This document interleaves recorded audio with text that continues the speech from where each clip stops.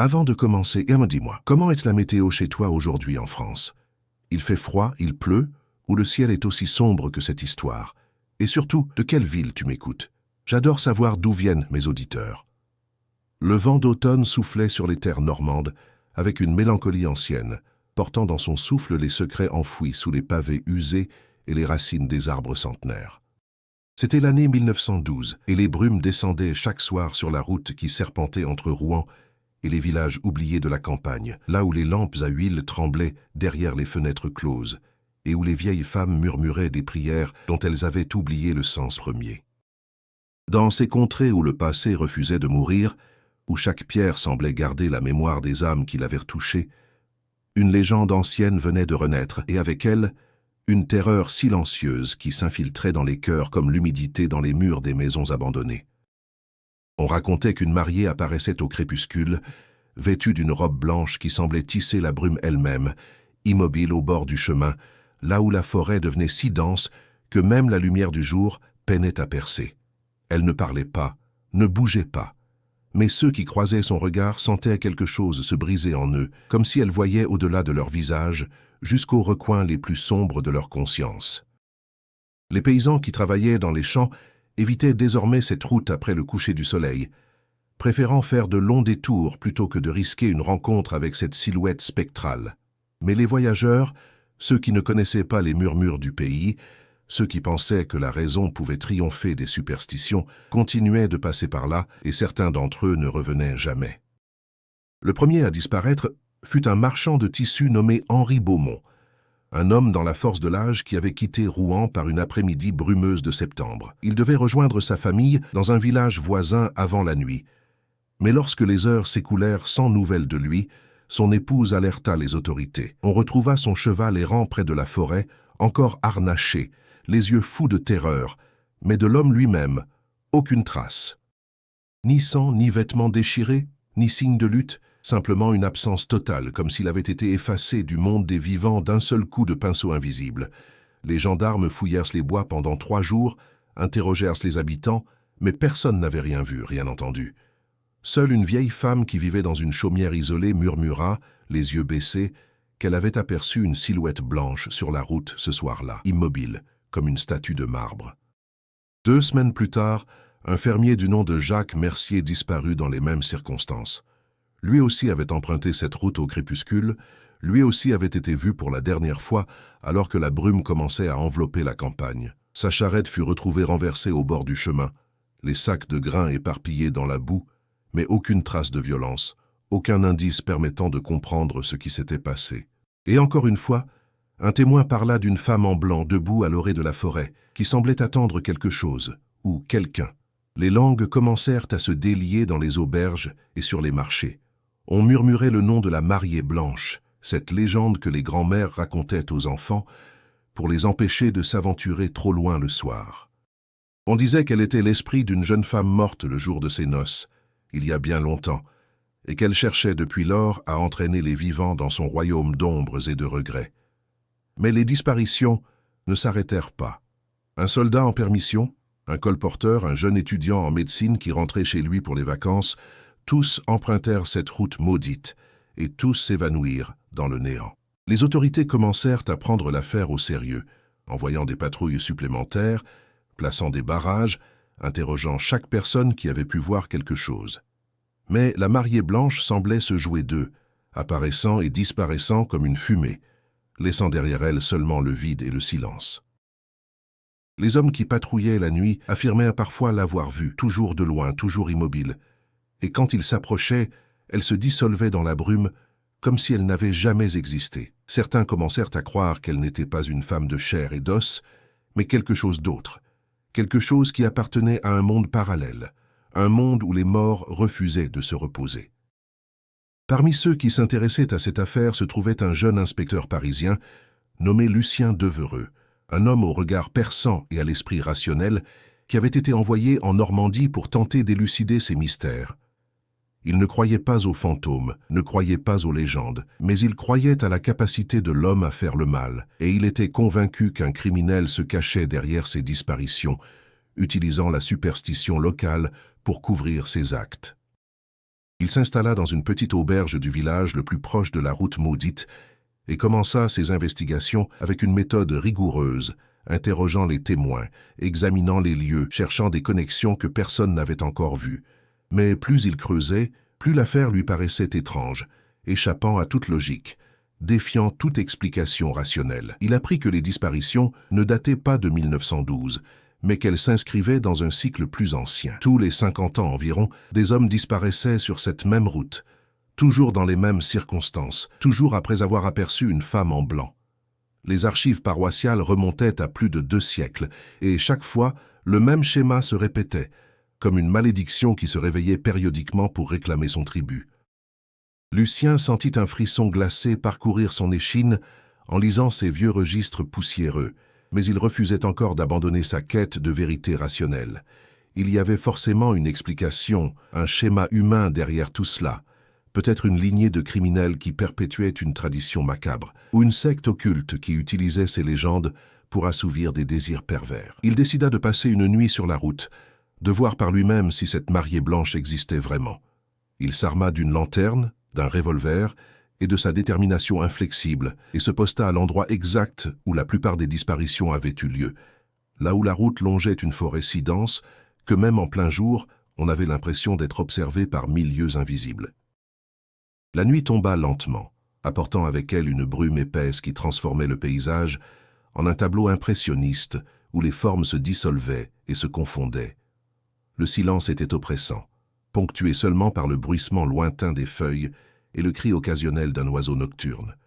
Lucien sentait son cœur battre plus fort que d'habitude, non par peur, se disait-il, mais par anticipation. Il allait enfin découvrir la vérité.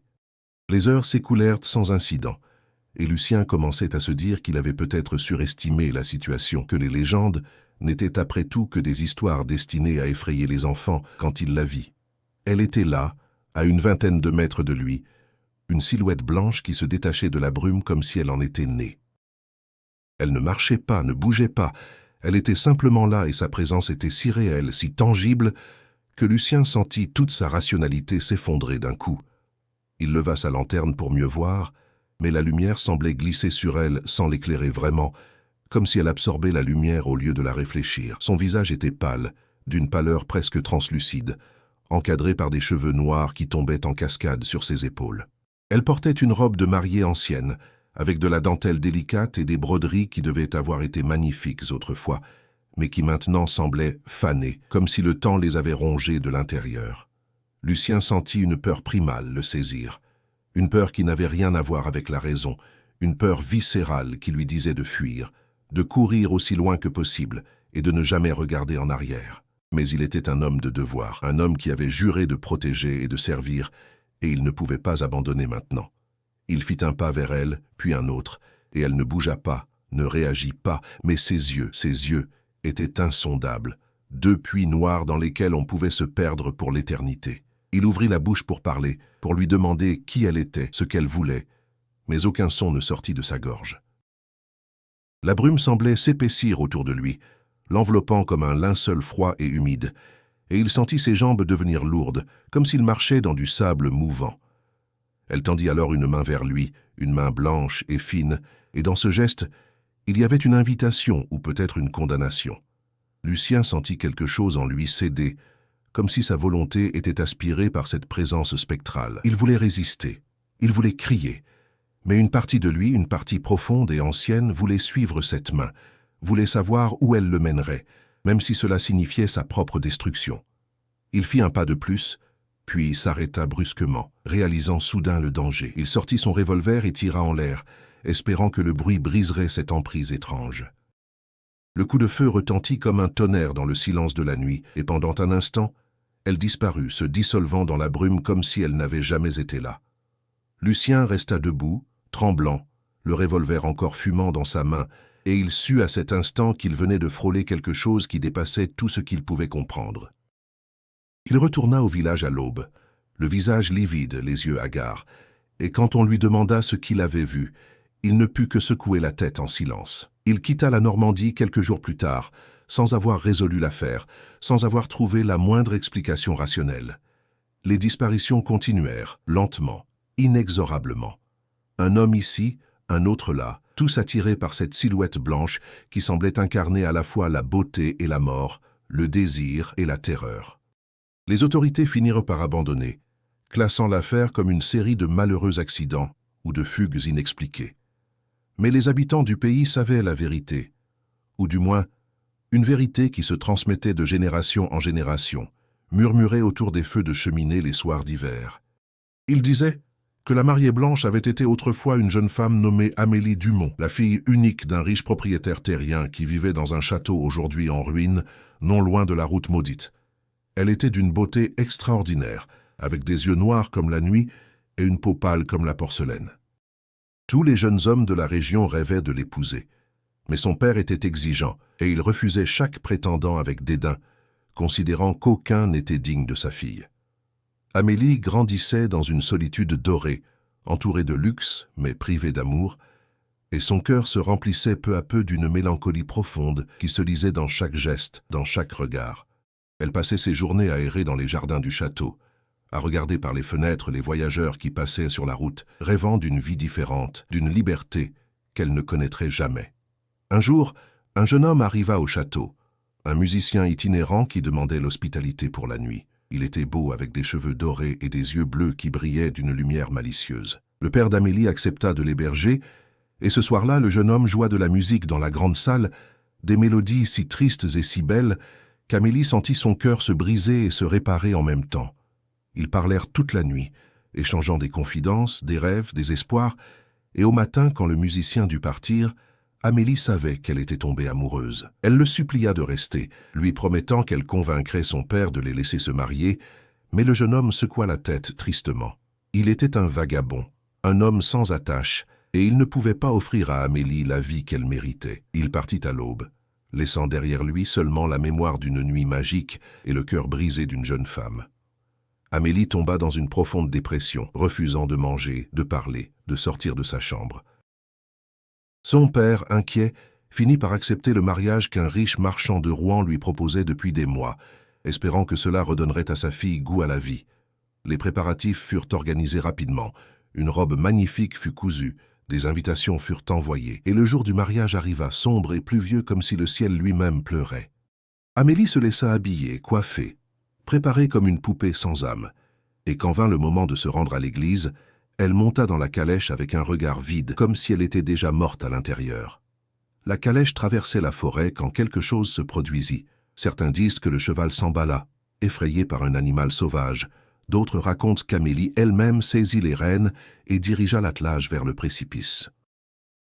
Ce qui est certain, c'est que la calèche bascula tombant dans un ravin profond et qu'Amélie mourut sur le coup, sa robe blanche souillée de boue et de sang. Son père fut inconsolable et il fit construire une chapelle à l'endroit exact de l'accident où il venait prier chaque jour jusqu'à sa propre mort quelques années plus tard. Mais même la prière ne put apaiser l'âme tourmentée d'Amélie. On commença à la voir, vêtue de sa robe de mariée, errant sur la route où elle avait péri, cherchant peut-être le musicien qui avait éveillé son cœur puis l'avait abandonné, ou peut-être cherchant simplement une rédemption qu'elle ne trouverait jamais. Au fil des décennies, la légende s'enrichit de détails, de variations, de morales implicites. Certains disaient qu'elle n'apparaissait qu'aux hommes qui avaient trahi une femme, d'autres qu'elle cherchait à remplacer l'amour qu'elle avait perdu en entraînant les vivants dans la mort. Les prêtres tentèrent des exorcismes, les chasseurs de fantômes vinrent avec leurs instruments étranges, mais rien ne put la faire disparaître. Elle faisait partie du paysage maintenant, une ombre permanente dans la conscience collective, un rappel que certaines douleurs sont si profondes qu'elles transcendent la mort elle-même. Les années passèrent, et le monde changea autour de cette route normande. La Première Guerre mondiale éclata, transformant la campagne paisible en un lieu de deuil et de douleur. Des milliers d'hommes partirent et ne revinrent jamais, et la mariée blanche sembla se retirer pendant un temps, comme si même elle était submergée par l'ampleur du carnage qui se déroulait. Mais après la guerre, quand les survivants rentrèrent chez eux, brisés et hantés, les apparitions recommencèrent, sporadiques d'abord, puis plus fréquentes. On aurait dit qu'elle était attirée par la souffrance, qu'elle se nourrissait du désespoir ambiant. Un vétéran nommé Pierre Moreau, qui avait perdu un bras dans les tranchées et qui rentrait chez lui après des mois d'hôpital, fut le premier à disparaître dans cette nouvelle vague. Il avait écrit à sa famille qu'il arriverait avant le coucher du soleil, mais quand la nuit tomba, il n'était toujours pas là. On retrouva sa canne abandonnée au bord de la route, là où la mariée blanche avait été vue pour la dernière fois. Sa mère mourut de chagrin quelques semaines plus tard, incapable de supporter la perte de son unique fils après tout ce qu'il avait enduré. D'autres disparitions suivirent, et le cycle recommença, implacable, comme si le temps n'avait aucune prise sur cette malédiction. Dans les années 20 et 30, alors que le monde se modernisait, que les automobiles remplaçaient les calèches et que l'électricité éclairait les maisons, la route restait sombre et isolée, un vestige d'un passé qui refusait de mourir. Les jeunes générations se moquaient des vieilles légendes, les traitant de superstitions ridicules. Mais quand on leur proposait de passer par cette route la nuit, ils trouvaient toujours une excuse pour refuser. La peur était ancrée trop profondément, transmise par le sang et les murmures, et même ceux qui prétendaient ne pas croire évitaient cet endroit maudit. Pendant la Seconde Guerre mondiale, quand la Normandie fut occupée par les forces allemandes, même les soldats ennemis évitaient cette route. Il y eut des rapports de sentinelles qui affirmaient avoir vu une femme en blanc, et certains déserteurs disparurent mystérieusement dans cette région. Les officiers allemands, pragmatiques et rationnels, attribuèrent ces incidents aux maquis, aux résistants qui opéraient dans la clandestinité, mais les soldats, eux, savaient qu'il y avait autre chose, quelque chose qu'on ne pouvait pas combattre avec des fusils et des grenades. Après la guerre, le pays tenta de se reconstruire, d'oublier les horreurs du passé, mais la mariée blanche restait fidèle à son poste, gardienne d'un secret que personne ne pouvait percer. Des enquêtes furent menées, des articles de journaux furent écrits, des documentaires furent tournés, mais rien ne put expliquer le phénomène de manière satisfaisante. Les sceptiques avançaient des théories sur les hallucinations collectives, sur les gaz de marée qui provoquaient des visions, sur les légendes qui se perpétuaient par suggestion, mais aucune de ces explications ne tenait vraiment la route face à l'accumulation de témoignages, de disparitions, de preuves tangibles que quelque chose d'anormal se produisait. Un anthropologue français nommé Marcel Fontaine consacra une partie de sa carrière à étudier ce cas. Il passa des mois dans la région, collectant des témoignages, examinant les archives, tentant de trouver un fil conducteur. Il découvrit que la route elle-même était construite sur un ancien chemin païen, un lieu où les druides célébraient autrefois leurs rituels. Il apprit que plusieurs meurtres non résolus avaient eu lieu dans cette forêt au cours des siècles, que des suicides inexpliqués s'y étaient produits et que même avant l'histoire d'Amélie, les gens évitaient cet endroit.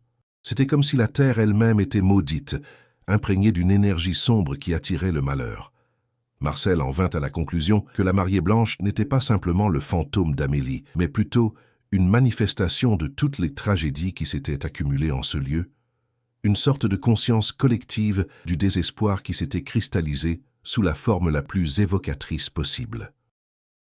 Elle était le symbole de toutes les vies brisées, de tous les amours perdus, de toutes les promesses non tenues, et en ce sens, elle était indestructible, car tant que les humains continueraient à souffrir, à aimer, à espérer et à perdre, elle continuerait à exister. Il écrivit un livre sur ses découvertes, un ouvrage dense et mélancolique qui fut bien accueilli par la critique, mais qui ne changea rien à la réalité du terrain. La mariée blanche continuait à apparaître, les disparitions continuaient, et la route restait maudite. Marcel lui-même fut retrouvé mort dans sa chambre d'hôtel quelques mois après la publication de son livre, officiellement d'une crise cardiaque.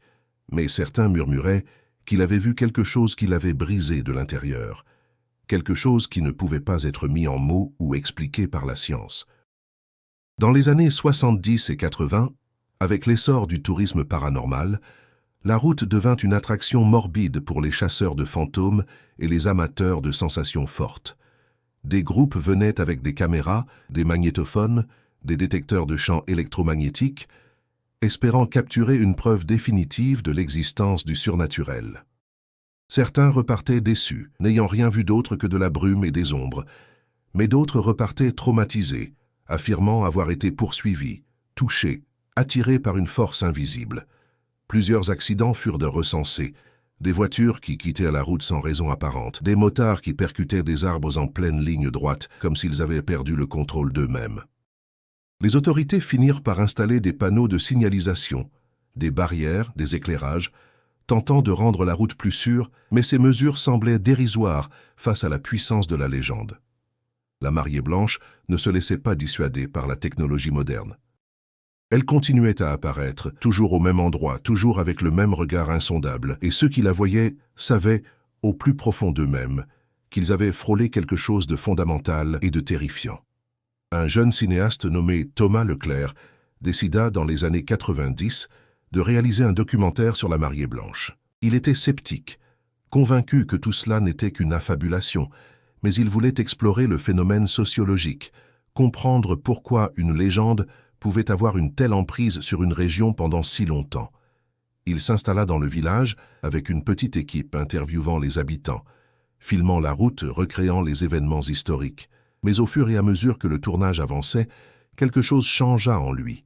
Les témoignages étaient trop cohérents, les détails trop précis, et il y avait dans les yeux des gens une peur authentique qui ne pouvait pas être feinte. Il décida de passer une nuit entière sur la route, caméra à la main, accompagné de son caméraman et de son ingénieur du son. Ils installèrent leur matériel à l'endroit exact où le plus grand nombre de disparitions avaient été signalées et attendirent. Les heures s'écoulèrent dans un silence oppressant, ponctué seulement par les bruits de la forêt. Vers minuit, l'ingénieur du son remarqua quelque chose d'étrange sur ses écouteurs, un murmure continu, comme une voix féminine qui chantait une berceuse ancienne. Il fit signe aux autres, et ils écoutèrent, pétrifiés, cette mélodie qui semblait venir de partout et de nulle part à la fois. Puis, lentement, comme si elle se matérialisait à partir de la brume, elle apparut. Thomas la filma, les mains tremblantes, incapable de croire ce qu'il voyait. Elle était là, exactement comme dans les descriptions, la robe blanche, les cheveux noirs, le visage pâle. Mais ce qui le frappa le plus, ce furent ses yeux. Ils étaient pleins d'une tristesse infinie, d'une solitude si profonde qu'elle semblait aspirer toute la lumière autour d'elle. Il voulut s'approcher, lui parler, mais son caméraman le retint, terrifié. Ils restèrent là, figés, pendant ce qui leur sembla être une éternité, et elle les regarda sans bouger, comme si elle évaluait leurs âmes. Puis, aussi soudainement qu'elle était apparue, elle se dissipa, laissant derrière elle seulement le froid et le silence. Ils quittèrent les lieux précipitamment, le cœur battant, et quand ils examinèrent les enregistrements, ils découvrirent avec horreur que la caméra avait capturé seulement de la brume, aucune silhouette, aucune forme humaine. Le son par contre était là, cette berceuse obsédante qui glaçait le sang. Thomas ne termina jamais son documentaire. Il détruisit les bandes, vendit son matériel et ne parla plus jamais de cette nuit. Il déménagea à Paris, se maria, eut des enfants, mais ceux qui le connaissaient disaient qu'il n'était plus le même, qu'il y avait dans son regard une ombre qui ne s'effaçait jamais complètement. Au tournant du millénaire, avec l'avènement d'Internet, la légende de la mariée blanche se répandit au-delà des frontières de la Normandie. Des forums se créèrent, des vidéos furent postées, des théories furent débattues. Certains voyaient en elle un portail vers une autre dimension, d'autres une entité démoniaque qui se nourrissait de l'énergie vitale des hommes. Des groupes ésotériques vinrent tenter des rituels pour la libérer, des médiums affirmèrent communiquer avec elle. Mais rien ne changeait vraiment. Elle restait une énigme, un mystère qui résistait à toutes les tentatives d'explication.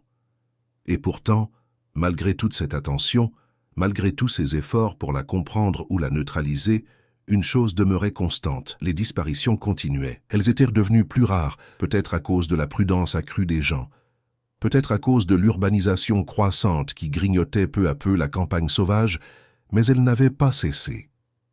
Tous les quelques années, un homme disparaissait sur cette route, et chaque fois des témoins rapportaient avoir vu une femme en blanc juste avant. Le dernier cas documenté remonte à 2010. Un étudiant en philosophie nommé Antoine Roussel avait décidé de passer quelques jours dans la région pour travailler sur sa thèse, qui portait ironiquement sur les mythes et les légendes dans la société contemporaine. Il avait loué une petite chambre dans une ferme et passait ses journées à lire et à écrire. Un soir, il annonça à ses hôtes qu'il allait faire une promenade pour s'éclaircir les idées. Il partit en direction de la route maudite, malgré les avertissements timides de la fermière. On ne le revit jamais. Son sac à dos fut retrouvé au bord du chemin, avec son ordinateur portable encore allumé, l'écran affichant une phrase inachevée. « Je crois que je comprends maintenant pourquoi certaines légendes refusent de… » Sa famille réclama une enquête approfondie, mais les autorités ne trouvèrent rien. Pas de traces de lutte, pas de sang, pas d'indice. Juste une absence totale, comme si Antoine avait été effacé de la réalité. Ses parents firent imprimer des affiches, offrirent une récompense, apparurent à la télévision, mais rien ne permit de retrouver leur fils. Finalement, épuisés et brisés, ils acceptèrent l'inacceptable et organisèrent une cérémonie commémorative. Ils plantèrent un arbre à l'endroit où son sac avait été retrouvé, un chêne qui devait grandir et témoigner de la vie qui avait été volée. Mais même cet acte symbolique ne put leur apporter la paix. La mère d'Antoine fit des cauchemars jusqu'à la fin de ses jours, des rêves où elle voyait son fils marcher vers une lumière blanche, vers une silhouette qui lui tendait la main, et elle se réveillait en hurlant, incapable de le retenir, incapable de le sauver. Les années qui suivirent virent la région changer lentement mais inexorablement. Les jeunes quittèrent les villages pour chercher du travail dans les villes, les fermes étaient abandonnées, les maisons tombaient en ruine. La modernité grignotait ce monde ancien, et avec elle, les vieilles croyances semblaient s'estomper. Les touristes venaient encore parfois, attirés par la légende, mais ils prenaient des selfies et repartaient en riant, ne ressentant pas la gravité du lieu, ne comprenant pas que certaines histoires ne sont pas des divertissements mais des avertissements gravés dans la mémoire collective. La route elle-même fut élargie, asphaltée, équipée de lampadaires modernes qui repoussèrent les ombres, et pendant un moment, il sembla que la mariée blanche avait été vaincue par le progrès, que la lumière artificielle avait finalement chassé les ténèbres ancestrales. Mais ceux qui connaissaient vraiment l'histoire, les vieux qui avaient grandi avec les murmures de leurs grands-parents, savaient que ce n'était qu'une illusion. Ils savaient que la mariée blanche n'appartenait pas à un lieu physique, mais à quelque chose de plus profond, à une dimension où le temps et l'espace n'avaient pas le même sens. Elle était liée à la douleur humaine, à la perte, au regret, et tant que ces émotions existeraient, elles continueraient à exister. Les lampadaires pouvaient éclairer la route, mais ils ne pouvaient pas illuminer les coins sombres de l'âme humaine, là où elle se cachait, attendant patiemment que quelqu'un s'approche avec un cœur suffisamment brisé pour entendre son appel. Un soir d'automne, exactement 100 ans après les premières disparitions de 1912, un homme nommé Étienne Moreau se retrouva sur cette route. Il n'avait pas cherché à y venir, pas consciemment du moins, mais la vie l'avait poussé là par une série de coïncidences qui, rétrospectivement, semblaient presque orchestrées. Étienne était un écrivain, en panne d'inspiration, un homme dans la quarantaine qui avait connu un succès précoce avec son premier roman, mais qui n'avait rien publié depuis des années. Il vivait à Paris, dans un appartement encombré de manuscrits inachevés et de bouteilles vides, hanté par le fantôme de ce qu'il aurait pu devenir. Son mariage s'était effondré, ses amis s'étaient éloignés, et il se retrouvait seul avec ses démons, cherchant désespérément quelque chose qui pourrait rallumer la flamme créative qui s'était éteinte en lui. Un éditeur prenant pitié de lui ou peut-être simplement cherchant à se débarrasser de lui avait suggéré d'aller en Normandie, de s'isoler dans la campagne, de se ressourcer loin du bruit et de la frénésie parisienne. Étienne avait accepté sans trop réfléchir, louant une petite maison dans un village dont il ne connaissait rien. C'est seulement en arrivant qu'il découvrit la légende de la mariée blanche, racontée par la propriétaire de la maison avec un mélange de fierté locale et d'appréhension réelle. Étienne, qui se considérait comme un rationaliste endurci, avait souri poliment et classé l'histoire dans la catégorie des curiosités folkloriques. Mais quelque chose en lui, une intuition d'écrivain peut-être, sentit que cette légende pourrait être le sujet qu'il cherchait, l'histoire qui pourrait relancer sa carrière. Il commença à faire des recherches, passant ses journées dans les archives municipales, interrogeant les habitants, explorant les lieux mentionnés dans les vieux récits. Plus il creusait, plus il se sentait attiré par l'histoire d'Amélie, par cette jeune femme qui avait été prisonnière de son statut, de son époque, de son père, et qui n'avait trouvé la liberté que dans la mort. Il voyait des parallèles avec sa propre vie, lui qui se sentait prisonnier de ses échecs, de ses attentes non satisfaites, de l'image qu'il avait construite et qui s'était effondrée. Il comprenait ce que c'était que d'être un fantôme de soi-même, de hanter les lieux de ses anciennes gloires sans pouvoir avancer. Il écrivit fébrilement pendant des semaines, les mots coulant enfin comme il ne l'avait pas fait depuis des années. L'histoire prenait forme, magnifique et sombre. Un roman sur l'amour perdu, la solitude et la malédiction de ne jamais pouvoir oublier. Mais à mesure qu'il progressait dans l'écriture, quelque chose d'étrange commença à se produire. Il se réveillait la nuit, avec l'impression d'avoir entendu une voix féminine qui chantait une mélodie triste et ancienne. Il voyait des ombres du coin de l'œil, des silhouettes blanches qui disparaissaient quand il tournait la tête. Il attribuait cela au stress, à l'alcool qu'il consommait peut-être un peu trop, à l'isolement qui commençait à peser sur son esprit. Un soir, alors qu'il relisait ce qu'il avait écrit, il réalisa avec un frisson glacé que certains détails de son roman, des détails qu'il pensait avoir inventés, correspondaient exactement à des éléments des archives qu'il n'avait pas encore consultés. Comment pouvait-il savoir que le musicien portait un médaillon en argent? Comment avait-il décrit avec une telle précision la broderie de la robe de mariée d'Amélie? C'était comme si quelque chose guidait sa plume, comme si l'histoire s'écrivait à travers lui plutôt que par lui.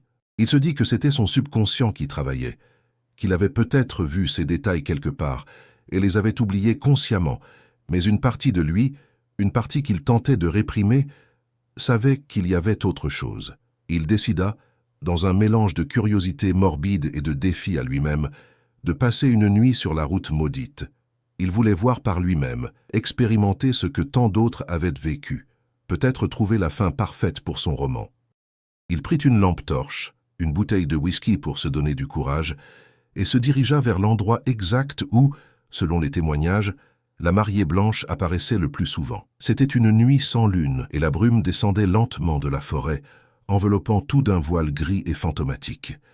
Étienne s'assit sur une pierre au bord de la route et attendit, buvant de temps en temps au goulot, sentant l'alcool réchauffer son ventre et engourdir ses peurs. Les heures passèrent dans un silence presque surnaturel, comme si la nature elle-même retenait son souffle. Étienne commençait à se sentir ridicule, un écrivain raté assis au milieu de nulle part, cherchant l'inspiration dans des légendes stupides. Il allait rentrer quand il sentit quelque chose changer dans l'atmosphère, une pression dans l'air, un froid soudain qui n'avait rien à voir avec la température. Il leva les yeux et la vit, exactement comme dans tous les récits, une silhouette blanche qui se détachait de la brume, immobile et silencieuse. Son cœur s'arrêta pendant un instant, puis se remit à battre à un rythme frénétique. Toute sa rationalité, toutes ses certitudes s'effondrèrent en un instant. Elle était réelle. Elle était là. Il se leva maladroitement, la bouteille glissant de ses mains et se brisant sur la route. Il voulait courir, mais ses jambes refusaient de lui obéir. Elle commença à avancer vers lui lentement, et à chaque pas, il sentait quelque chose en lui se briser et se réparer simultanément. Elle était belle, d'une beauté tragique et intemporelle, et ses yeux noirs et profonds, semblaient contenir toute la tristesse du monde. Il comprit soudain que ce n'était pas de la peur qu'il ressentait, mais de la reconnaissance, comme s'il voyait dans cette apparition un miroir de sa propre âme, de sa propre solitude, de son propre désespoir. Elle s'arrêta à quelques mètres de lui et tendit la main, exactement comme dans son roman, exactement comme il l'avait écrit sans savoir pourquoi. Et dans ce geste, Étienne vit une invitation, non pas à la mort comme il l'avait toujours imaginé dans la légende, mais à quelque chose de différent, à une forme d'acceptation, à une libération. Elle ne voulait pas le tuer, réalisa-t-il. Elle voulait partager son fardeau, montrer à quelqu'un qu'elle n'était pas un monstre, mais une victime, une âme piégée dans un cycle de douleur dont elle ne pouvait s'échapper. Et lui, avec son cœur brisé et son esprit torturé, était peut-être le seul qui pouvait vraiment la comprendre. Il fit un pas vers elle, puis un autre, et quand il prit sa main, il sentit un froid glacial remonter le long de son bras, mais aussi quelque chose d'autre, une connexion profonde et ineffable. Des images affluèrent dans son esprit, des souvenirs qui n'étaient pas les siens. Le château en pleine gloire, le musicien qui jouait dans la nuit, la douleur de l'abandon, la calèche qui basculait, le moment de la mort où tout espoir s'était éteint. Il vécut en quelques secondes toute l'existence tragique d'Amélie, ressentit chaque émotion, chaque regret, chaque instant de solitude insupportable qui avait suivi sa mort. Et en même temps, elle voyait en lui, voyait ses propres échecs, ses propres pertes, ses propres fantômes. Ils étaient miroirs l'un de l'autre, deux âmes perdues qui s'étaient trouvées dans cet espace liminal entre la vie et la mort. Puis, aussi soudainement que la connexion s'était établie, elle se rompit. Amélie retira sa main et recula, et dans son regard, Étienne vit quelque chose qu'il n'avait jamais vu dans aucun témoignage, quelque chose que personne n'avait jamais mentionné, des larmes. Elle pleurait, des larmes qui brillaient comme des diamants dans la faible lumière, et dans ces larmes, Il comprit qu'elle aussi souffrait de cette existence spectrale, qu'elle aussi voulait être libérée, mais ne savait pas comment. Elle était prisonnière non pas de la route ou de la forêt, mais de sa propre douleur. Et chaque homme qui disparaissait n'était pas une victime qu'elle enlevait, mais une tentative désespérée de trouver quelqu'un qui pourrait briser la malédiction. Étienne tomba à genoux, épuisé émotionnellement, et quand il releva les yeux, elle avait disparu. Il était seul de nouveau, mais il n'était plus le même. Quelque chose avait changé en lui, comme si une partie de la douleur qui l'avait hanté pendant des années avait été partagée, allégée. Il resta là jusqu'à l'aube, assis sur la route froide, regardant le ciel passer du noir au gris, puis au rose pâle, et quand le soleil se leva enfin, il se sentit renaître d'une certaine manière. Il retourna à sa maison louée, s'assit devant son ordinateur et écrivit la fin de son roman d'une traite, sans s'arrêter, les mots coulant comme une rivière libérée d'un barrage. Le roman fut publié 6 mois plus tard et devint immédiatement un succès phénoménal. Les critiques louaient sa profondeur émotionnelle, sa compréhension de la douleur humaine, sa capacité à faire ressentir au lecteur des émotions qu'il pensait avoir oubliées. Étienne fut invité à des émissions de télévision, donna des conférences, reçut des prix. Mais quand on lui demandait d'où venait son inspiration, il restait évasif, parlant vaguement de légendes normandes et de recherches historiques. Il ne pouvait pas dire la vérité, personne ne l'aurait cru, et même s'il l'avait cru, il n'aurait pas compris. Ce qui s'était passé cette nuit-là sur la route appartenait à un domaine que les mots ne pouvaient pas vraiment capturer, un domaine où les vivants et les morts se rencontraient non pas comme ennemis, mais comme frères de souffrance. Étienne ne retourna jamais en Normandie. Il n'en avait pas besoin. Il portait l'histoire avec lui maintenant, gravée dans son âme, et parfois, dans les moments de solitude profonde, il sentait encore le froid de cette main spectrale dans la sienne, et il entendait la mélodie triste qu'elle chantait dans les ténèbres. Il vécut le reste de sa vie avec cette mémoire, et quand il mourut des années plus tard, paisiblement dans son sommeil, ses derniers mots furent « Je comprends maintenant ». Elle cherchait juste quelqu'un qui pourrait voir. Et l'histoire de la mariée blanche ne se termina pas avec Étienne. Elle continuait comme elle avait toujours continué, comme elle continuerait probablement toujours. La route était encore là, serpentant à travers la campagne normande, et même si elle était maintenant bordée de lampadaires et parcourue par des voitures modernes, il y avait encore des nuits où la brume descendait, où les lumières semblaient s'affaiblir mystérieusement, et où ceux qui passaient par là pouvaient entrevoir juste un instant une silhouette blanche au bord du chemin. Certains accéléraient et ne regardaient jamais en arrière. D'autres s'arrêtaient, intrigués, et ces derniers ne revenaient pas toujours. Les habitants de la région avaient appris à vivre avec cette présence. Pour eux, la mariée blanche faisait partie du paysage, comme les vieux chênes et les églises de pierre. Ils transmettaient l'histoire à leurs enfants, non pas comme un conte effrayant, mais comme une leçon, un rappel que la douleur non guérie peut persister à travers les siècles, que certaines blessures sont si profondes qu'elles transcendent la mort elle-même. Et peut-être, pensaient certains des plus philosophes parmi eux, peut-être que c'était important de se souvenir de cela, de ne pas oublier qu'il y avait eu une vraie personne derrière la légende, une jeune femme qui avait aimé et souffert et qui méritait d'être reconnue, même sous cette forme spectrale. Dans les archives de la municipalité, conservées dans une boîte poussiéreuse que personne n'ouvrait plus, se trouvait un portrait d'Amélie Dumont, peint quelques semaines avant son mariage prévu. C'était une œuvre magnifique, montrant une jeune femme d'une beauté éthérée, avec des yeux noirs qui semblaient suivre le regard, et un sourire subtil qui contenait à la fois de la tristesse et de l'espoir. Ceux qui avaient vu le portrait et qui avaient également vu la mariée blanche affirmaient que c'était la même personne indiscutablement, mais transformée par la mort et par le temps en quelque chose de plus et de moins qu'humain à la fois. Des chercheurs continuaient à s'intéresser au cas, apportant de nouvelles théories, de nouveaux équipements, de nouvelles méthodes. Mais la mariée blanche semblait se moquer de leurs efforts, apparaissant ou non selon sa propre logique, défiant toute tentative de prédiction ou de contrôle. Elle était capricieuse, ou peut-être simplement guidée par des règles que les vivants ne pouvaient pas comprendre, des règles qui avaient à voir avec les émotions et les âmes plutôt qu'avec la physique et la logique. Un groupe de parapsychologues tenta une fois d'organiser une séance à l'endroit de l'accident original. Ils formèrent un cercle, allumèrent des bougies, récitèrent des incantations censées apaiser les esprits tourmentés. Pendant un moment, rien ne se passa, et le leader du groupe commença à conclure que toute cette histoire n'était qu'une supercherie. Puis les bougies s'éteignirent toutes simultanément, malgré l'absence de vent, et une voix, claire et mélancolique, se fit entendre, chantant cette berceuse ancienne que plusieurs témoins avaient mentionnée. Les parapsychologues s'enfuirent, terrorisés, abandonnant leur équipement sur place. Quand ils revinrent le lendemain pour le récupérer, tout avait disparu, et la seule chose qui restait était une unique fleur blanche, posée exactement au centre de leur cercle, une variété de fleurs qui ne poussait plus dans la région depuis des décennies. Les années 2010 apportèrent les smartphones et les réseaux sociaux, et avec eux, une nouvelle forme d'interaction avec la légende. Des gens venaient filmer la route, cherchant à capturer l'apparition pour la gloire virale. La plupart repartaient avec des vidéos de rien d'autre que de la brume et des ombres, se moquant d'eux-mêmes d'avoir cru aux légendes. Mais quelques vidéos, celles qui furent rapidement supprimées ou qui disparurent mystérieusement, montraient quelque chose de plus troublant. Une silhouette blanche qui semblait regarder directement vers la caméra, et dans certains cas semblait s'approcher, jusqu'à ce que l'image se brouille et que la vidéo s'arrête brutalement. Ceux qui avaient filmé ces vidéos refusaient généralement d'en parler, et plusieurs d'entre eux quittèrent les réseaux sociaux complètement après leur expérience.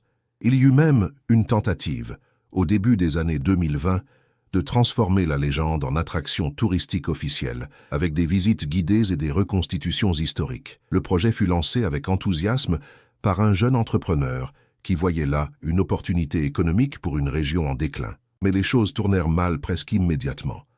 Les acteurs engagés pour jouer le rôle d'Amélie refusaient de retourner sur la route après la première répétition, affirmant se sentir observés et mal à l'aise. L'un d'eux fit une crise de panique inexplicable, hurlant qu'elle ne voulait pas être remplacée. Le projet fut abandonné après seulement 3 semaines, et l'entrepreneur quitta la région, ne voulant plus jamais entendre parler de la mariée blanche. Aujourd'hui, en cette année qui approche les années 2030, la route existe toujours, et la légende persiste. Le monde autour a changé dramatiquement, avec sa technologie avancée, ses préoccupations climatiques, ses crises politiques et sociales, mais ce petit coin de Normandie reste étrangement figé dans le temps. Un rappel que certaines choses échappent à la marche du progrès. Les jeunes générations, nées avec Internet et élevées dans le scepticisme, se moquent parfois des vieilles superstitions, mais même eux évitent cette route la nuit, même eux ressentent un frisson inexplicable quand ils passent devant l'endroit où le portrait d'Amélie est parfois accroché dans le petit musée local. Le curé du village, un homme âgé qui avait passé toute sa vie dans la région, donnait parfois des sermons sur la mariée blanche, non pas pour condamner ou exorciser, mais pour rappeler à ses paroissiens la puissance de la compassion. Il disait qu'Amélie n'était pas un démon mais une âme perdue qui méritait leur prière, que peut-être, si suffisamment de gens priaient pour elle avec un cœur sincère, elle pourrait enfin trouver la paix. Certains l'écoutaient avec respect, d'autres pensèrent qu'il était devenu sénile, mais tous reconnaissaient qu'il y avait une sagesse dans ses paroles, une reconnaissance que le monde n'était pas seulement fait de ce qu'on pouvait voir et toucher. La dernière personne à avoir officiellement disparu sur cette route fut en 2023 un réalisateur de documentaire qui voulait faire le film définitif sur la légende. Il s'appelait Gabriel Rousseau, un homme méticuleux et obsessionnel qui avait passé 2 ans à préparer son projet. Il avait interviewé tous les témoins encore vivants, consulté tous les experts, rassemblé toutes les preuves disponibles. Il était déterminé à percer le mystère, à apporter enfin une réponse définitive. Sa dernière transmission fut un message vocal envoyé à son producteur à 23h45, où on l'entendait dire d'une voix tremblante « Je la vois. Mon Dieu, elle est réelle. Elle est magnifique et terrifiante à la fois. Je dois la suivre. Je dois savoir. » On ne retrouva jamais Gabriel. Son équipement fut découvert soigneusement rangé au bord de la route, ses caméras éteintes, ses notes méticuleusement pliées. Il n'y avait aucun signe de lutte, aucune indication de ce qui s'était passé. Les autorités menèrent une enquête approfondie, utilisant des chiens, des drones, des équipes de recherche spécialisées, mais Gabriel semblait avoir été effacé de l'existence. Sa famille refusa d'accepter qu'il était mort, maintenant pendant des années qu'il reviendrait un jour avec des réponses, mais au fond d'eux-mêmes, ils savaient. Ils savaient qu'il avait rejoint les 19 autres, qu'il était devenu partie intégrante de la légende qu'il avait voulu expliquer. Et ainsi l'histoire continue, se répétant avec des variations subtiles mais une constance fondamentale. La route serpente toujours à travers la campagne normande, les arbres centenaires projettent toujours leurs ombres inquiétantes, et la brume descend toujours au crépuscule porteuse de secrets et de murmures. La mariée blanche apparaît encore, selon des témoignages qui continuent à arriver sporadiquement, toujours vêtue de blanc, toujours immobile, toujours fixant ceux qui osent regarder. Certains disent qu'elle cherche encore le musicien qui a brisé son cœur, d'autres qu'elle attend simplement que quelqu'un comprenne sa douleur et la libère. Peut-être les deux sont vrais, ou peut-être qu'aucune explication humaine ne peut vraiment saisir ce qu'elle est devenue. Ce qui est certain, c'est qu'elle fait maintenant partie de l'identité de cette région, tissée dans le tissu même de son histoire et de sa culture. Elle est dans les chansons que les mères chantent à leurs enfants, dans les avertissements que les vieux donnent aux jeunes, dans les silences lourds qui tombent quand quelqu'un mentionne son nom. Elle est devenue plus qu'une légende, plus qu'un fantôme. Elle est devenue un symbole de tout ce que l'humanité ne peut pas contrôler, de tout ce qui persiste malgré nos efforts pour rationaliser et comprendre. Elle est le mystère incarné, la preuve vivante, si on peut dire, que le monde contient encore des coins d'ombre, que la lumière de la raison ne peut pas entièrement dissiper. Et peut-être est-ce pour le mieux, peut-être avons-nous besoin de ces mystères, de ces légendes qui refusent de mourir, de ces rappels que tout ne peut pas être expliqué, quantifié, maîtrisé. Dans un monde qui devient de plus en plus prévisible, de plus en plus codifié, de plus en plus transparent, la mariée blanche reste un fragment de l'inconnu, un portail vers un temps où la magie et le mystère faisaient encore partie intégrante de l'expérience humaine. Elle nous rappelle que derrière chaque visage se cache une histoire, que derrière chaque légende se trouve une vérité émotionnelle, même si les faits eux-mêmes restent insaisissables. Les nuits de pleine lune, quand la brume est particulièrement épaisse et que le vent souffle depuis la forêt avec une plainte mélancolique, les habitants de la région restent chez eux, portes verrouillées, fenêtres fermées. Ils savent, avec une certitude qui vient d'une connaissance transmise à travers les générations, que ce sont les nuits où elle est la plus active, où la frontière entre les mondes devient la plus mince. Et parfois, très rarement, quelqu'un affirme l'avoir vue non pas sur la route mais ailleurs, dans le village même, regardant par une fenêtre, debout dans un jardin, marchant lentement le long d'une rue déserte. Ces témoignages sont généralement accueillis avec scepticisme, mais ils sèment néanmoins le doute, la question troublante. Si elle peut apparaître ailleurs qu'à son endroit habituel, qu'est-ce qui l'empêche d'aller n'importe où? Il y a une théorie, murmurée par les plus ésotériques des chercheurs qui ont étudié le phénomène, selon laquelle la mariée blanche n'est pas fixée à un lieu, mais à une émotion. Partout où quelqu'un ressent le même type de désespoir qu'Amélie a ressenti, le même sentiment d'être piégée sans espoir d'évasion, elle peut apparaître. Si cette théorie est vraie, alors elle pourrait potentiellement se manifester n'importe où dans le monde.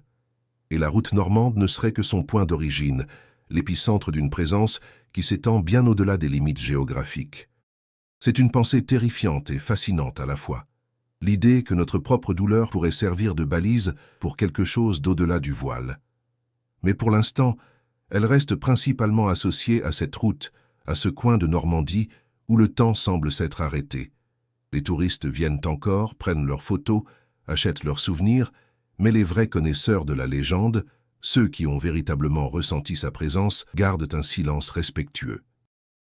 Ils savent qu'il ne s'agit pas d'un divertissement, pas d'une histoire à consommer et à oublier, mais d'une tragédie réelle qui se perpétue à travers les siècles. Ils ont vu dans ses yeux le reflet de leur propre mortalité, de leur propre capacité à souffrir et à être brisés, et cette vision les a changés d'une manière qu'ils ne peuvent pas vraiment expliquer. Le vieux château où Amélie vivait autrefois n'est plus qu'une ruine maintenant, envahi par les ronces et le lierre, ses pierres s'effritant lentement sous l'assaut du temps. Mais même en ruine, il conserve une certaine dignité mélancolique, comme un monument à une époque révolue où les tragédies personnelles pouvaient devenir des légendes immortelles.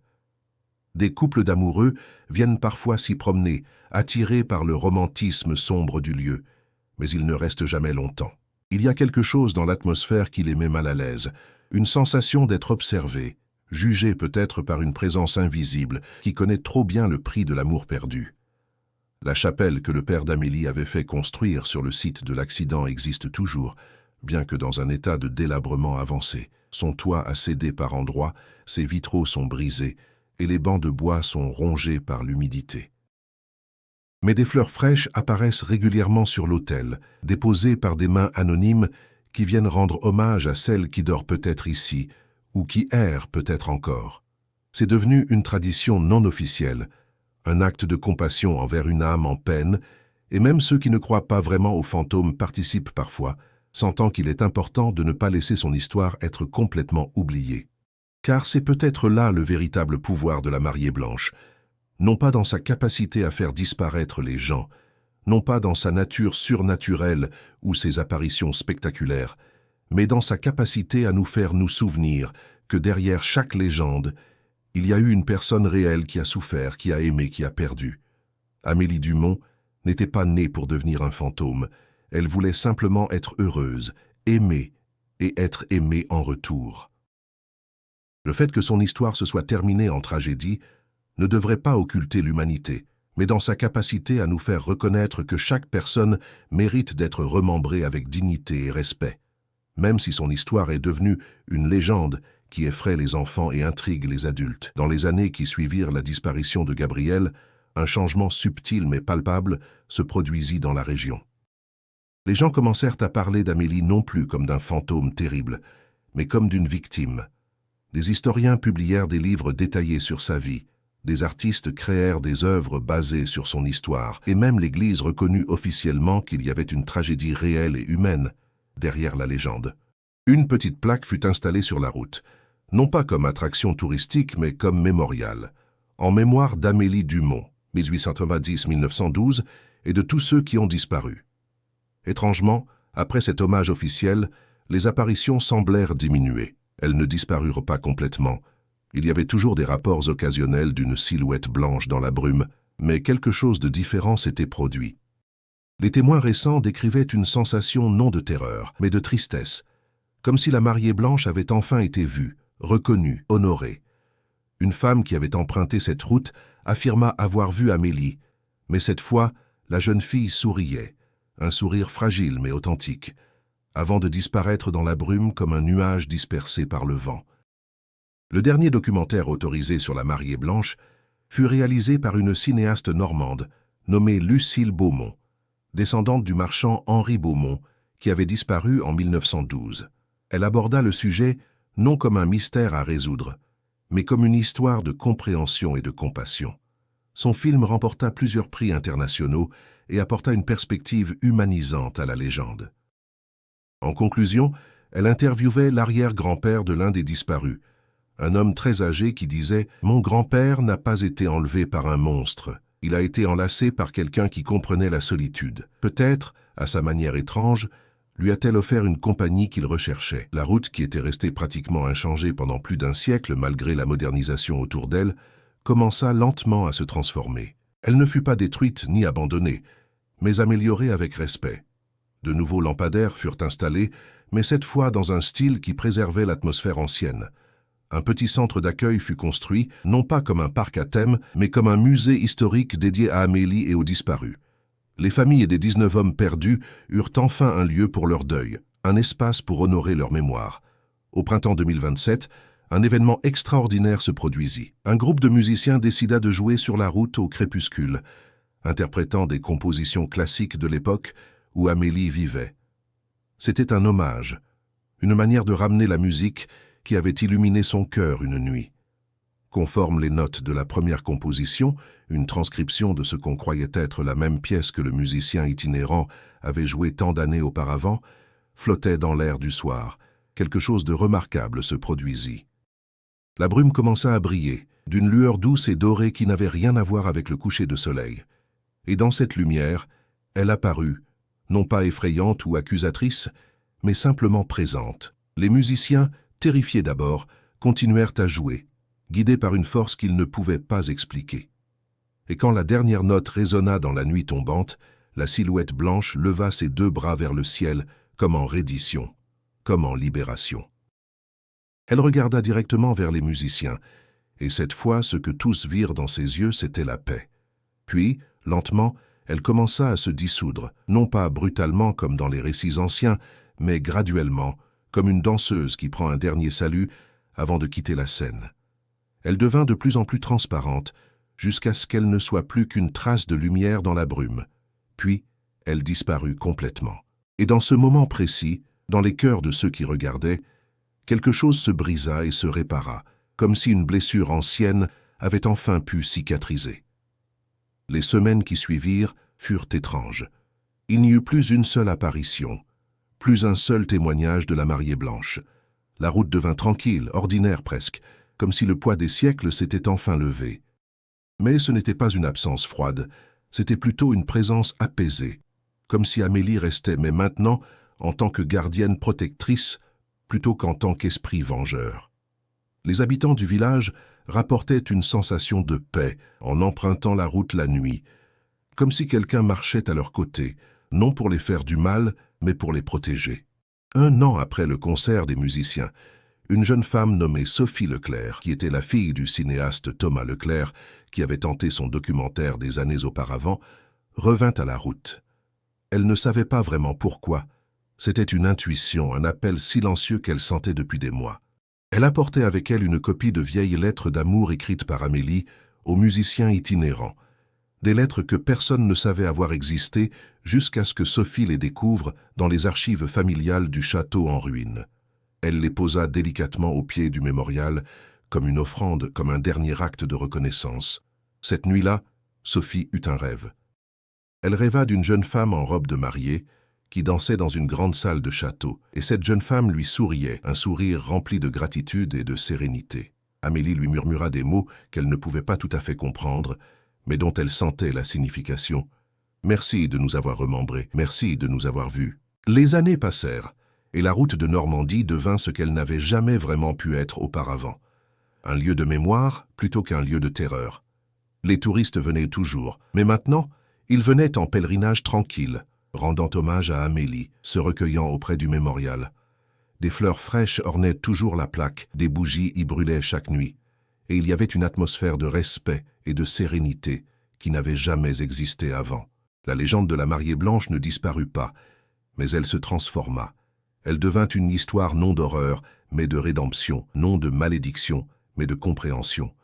On l'enseignait maintenant dans les écoles comme un rappel de l'importance de la compassion envers ceux qui souffrent, de la nécessité de honorer les morts, de reconnaître l'humanité dans les mythes et les légendes. Et parfois, très rarement, les habitants de la région affirmaient que lors des nuits de pleine lune au printemps, quand la brume descendait doucement et que le vent soufflait avec une plainte mélancolique, on pouvait entendre une musique lointaine, une berceuse ancienne chantée par une voix féminine. Mais maintenant, ce n'était plus une voix qui faisait peur, c'était une voix qui apaisait, qui bénissait, qui accompagnait les voyageurs solitaires à travers l'obscurité. Amélie Dumont, la jeune femme qui avait été prisonnière de son époque, de son statut, de son cœur brisé, avait enfin trouvé la liberté.